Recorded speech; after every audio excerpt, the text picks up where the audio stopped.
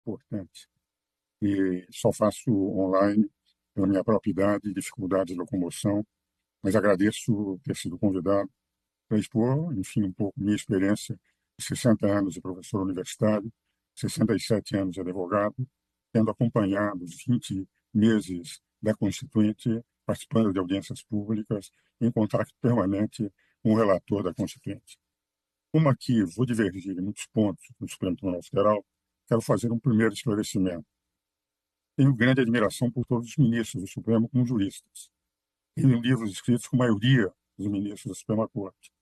Participei de bancas de doutoramento com alguns dos ministros da Suprema Corte que aí estão. E, inclusive, em palestras com quase todos eles, nesse curso de 60 anos de palestrante. Então, o primeiro aspecto que eu quero apresentar é que admiro os ministros do Supremo como juristas. Como um velho professor, eu entendo que eu posso divergir, porque convivi com os constituintes durante todo aquele período de 20 meses para comentar a Constituição brasileira com o professor Celso Bastos, saudoso amigo, em 15 volumes e mais de 10 mil páginas, durante 10 anos, logo após a Constituinte. Feito esse esclarecimento do respeito e da divergência, queria fazer uma segunda análise muito rápida do que foi colocado na Constituinte, que eu vi, que discuti com Bernardo Cabral, com Ulisses Guimarães, que inclusive assistiu palestras minhas, para, enfim, até a comissão de sistematização levar o Constituinte e aprovar o sistema parlamentar, o que não aconteceu no plenário. Então, há determinadas disposições da Constituição que ficaram muito claras. Primeiro, a competência do Congresso Nacional. Por que eles puseram o Congresso Nacional em primeiro lugar, no mais longo título da Constituição, que vai dos artigos 44 a 135, que é o da Organização dos Poderes? Porque, como dizia o ministro Luiz Fux recentemente, o Congresso é o mais importante poder da República, porque é o único que representa o povo por inteiro. No Congresso tem situação e oposição. Os constituintes que saíam de um regime de exceção, que era o regime anterior, queriam harmonia e independência dos poderes e, ao mesmo tempo, dando a devida relevância a cada um, começando com o poder legislativo. No poder legislativo, nós temos situação e oposição. Por essa razão é que o poder executivo, que comanda a administração, o poder executivo aparece em segundo lugar, porque lá só tem a maioria da população, e quando há segundo turno, nem a maioria da população. E, em terceiro, vem um poder que não representa o povo. Pelo artigo 1º, há uma única soberania, a soberania do povo. Essa soberania do povo é exercida por seus representantes, e quem escolhe os representantes são o povo, o que não acontece no Poder Judiciário. O Poder Judiciário vem, portanto, em terceiro lugar para fazer respeitar a lei, que não faz, porque só pode fazer a lei o Congresso Nacional e com o aval do Congresso Nacional por medidas provisórias e leis delegadas, o Poder Executivo. Por esta razão, o Constituinte colocou no artigo 49 o seguinte: compete, e veja a expressão, complete, é da competência exclusiva do Congresso Nacional, zelar pela preservação, no inciso 11, de sua competência normativa, em face da atribuição normativa de outros poderes. Vai dizer, não pode permitir o avanço da sua competência normativa pelos outros poderes. Por essa razão, as duas PECs em discussão hoje no Congresso Nacional são de extrema importância. Não são PECs inovadoras, são PECs explicitadoras. Aqui diz, por exemplo, que terá que sempre as decisões serem pelo colegiado e maioria, uma explicitação do artigo 97, que diz que as leis de inconstitucionalidade derribou toda a matéria de constitucionalidade, é a única que o Supremo pode examinar. O 97 diz que tem que ser por maioria absoluta. Então, explicita. E a outra explicitação de que sempre que houver invasão por parte do Judiciário da legislação, da competência legislativa do Congresso Nacional, sempre que houver, caberá ao Congresso Nacional, por 2/3, preservar a sua competência exclusiva de legislar, suspendendo a eficácia. Por uma razão muito simples. É que isso já está no 49, inciso 11, sem que tivesse definido os mecanismos. Isso já era no 97, sem que dissesse de que maneira poderia ser executada. São duas PECs explicitadoras de um poder que o Constituinte já tinha dado ao Congresso Nacional desde 1988, desde 5 de outubro de 88. Colocada essa visão, embora perfunctória, há mais um aspecto que me parece importante antes de entrar no fake news propriamente dito. O artigo 103, parágrafo 2º da Constituição, declara o seguinte: declarada inconstitucionalidade por omissão de medida para tornar efetiva a norma constitucional, será dada ciência ao poder competente para a adoção das providências necessárias, em se tratando de órgão administrativo, para fazê-lo em 30 dias. Para o Executivo, 30 dias. Nenhum prazo para o Congresso Nacional nas ações diretas de inconstitucionalidade por omissão. Um jantar que tive durante a Constituinte, eu, Bernardo Cabral, o relator da Constituinte, o ministro Sidney Santos, que foi meu colega de turma, nós dois, enfim, somos praticamente nonagenários. Daqui 3 meses farei 90 anos. Discutimos com o Odir Porto, que era o presidente da Associação dos Magistrados Brasileiros, num jantar, esse artigo. E eu propunha o seguinte: Sidney, Bernardo, como é que vocês, quando o Congresso é obrigado a fazer uma lei, não faz? E o Supremo, por uma ação direta de inconstitucionalidade, por omissão, declara que o Congresso tem que fazer, portanto, está numa omissão inconstitucional, não põe um prazo. Eu pretendi colocar um prazo de 6 meses. E o Sidney Sanches lançou um verdadeiro exocete sobre o meu argumento, dizendo o seguinte: Ives, como é que nós vamos fazer? Se em 6 meses o Congresso não fizer a lei, você acha que eu terei como presidente do Supremo a condição de mandar prender 503 deputados, à época eram 503, e 81 senadores, por desacato à medida judicial? Melhor deixar como está. O argumento do Sidney derrubou o meu. Ficou esta redação, o 103, parágrafo 2º, nesse jantar, que o Bernardo disse: é melhor deixar como está, porque assim não haverá problema nenhum.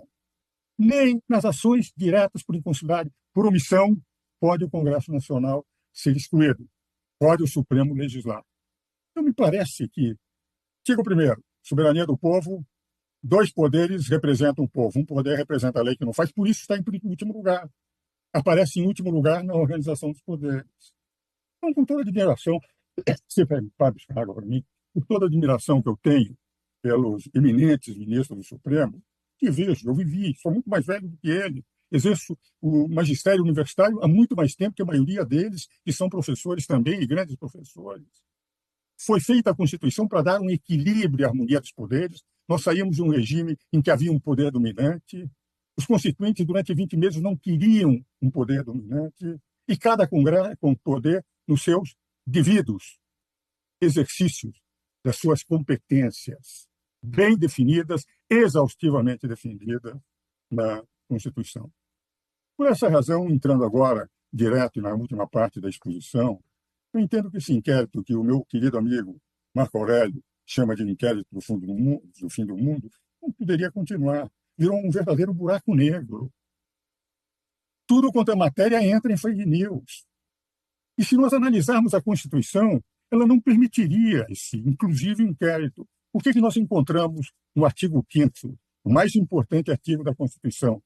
Aquele artigo que, enfim, define claramente o artigo, quais são os direitos individuais, sociais, políticos e nacionalidade que tem o cidadão brasileiro. Logo no início do artigo 5º, no inciso 4 e no inciso 5, declara o seguinte: é livre a manifestação de pensamento, sendo vedado o anonimato. É assegurado o direito de resposta proporcional ao agravo, a lei da indenização por dano material ou moral à imagem. Se nós analisarmos o que está na Constituição, agora o Supremo está discutindo se o artigo 19 da lei da internet é e que pode ser continuado, eles podem dar uma nova redação ao artigo 19. Não é competência, é competência do Legislativo. Segundo, nós não podemos dizer o que o cidadão tem que pensar antes. Ele pode ser punido por abuso depois. O que o Constituinte declarou é que é livre a manifestação de pensamento. E o abuso, sendo vedado ao anonimato, ele dá direito à resposta e à indenização por danos morais. E aceita-se, por recepção do Código Penal, a indenização por difamação, denunciação caluniosa. Então, como os senhores percebem, o que hoje está se discutindo no Senado, no Congresso, no Supremo Tribunal Federal, em relação à lei da internet de um lado, e, por outro lado, um inquérito que está há 5 anos. Os inquéritos devem durar 60, 90 dias no máximo. E que entra tudo que não tem nada a ver com fake news. Virou um buraco negro, atrai como no universo, o buraco negro atrai tudo que está perto. Também o inquérito feito de buraco negro judicial, tudo é atraído para lá. Ora, se só pode ser punido pela Constituição a liberdade, a livre expressão e pensamento, que é a característica maior de uma democracia, todo cidadão deve ter a liberdade de dizer o que pensa, e se abusou, vai ser a posteriori, não a priori impedido de dizer aquilo que ele entendeu, que naquele momento era importante dizer numa democracia, que é sempre um debate de ideias. Mas quando as ideologias prevalecem, e a ideologia é a corruptela das ideias, é evidente que nós vamos tendo o seguinte: aqueles que são controladores do pensamento do cidadão. E para encerrar essa exposição, para mim, de rigor, o que a Constituição diz é que só pode haver um controle a posteriori, e não uma definição a priori, e que o inquérito de fake news, independente de outros aspectos jurídicos que num espaço curto de tempo não se pode analisar, do juízo natural, nós temos vendo a competência alargada além das competências definidas pelo artigo 102 e seguintes da Constituição, com a substituição do juiz natural, entrando todos, pessoas que não têm absolutamente foro privilegiado, a serem julgados em primeira instância no Supremo Tribunal Federal.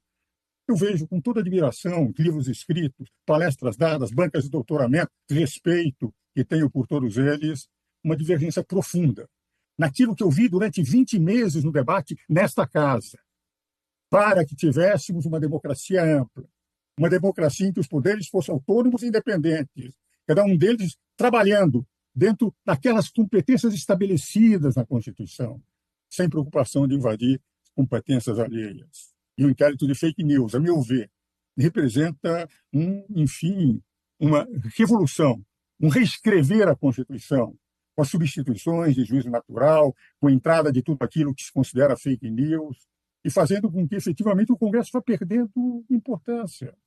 Dizia o ministro Fux que o Congresso é o mais importante poder da República, que é o único que representa a totalidade da população.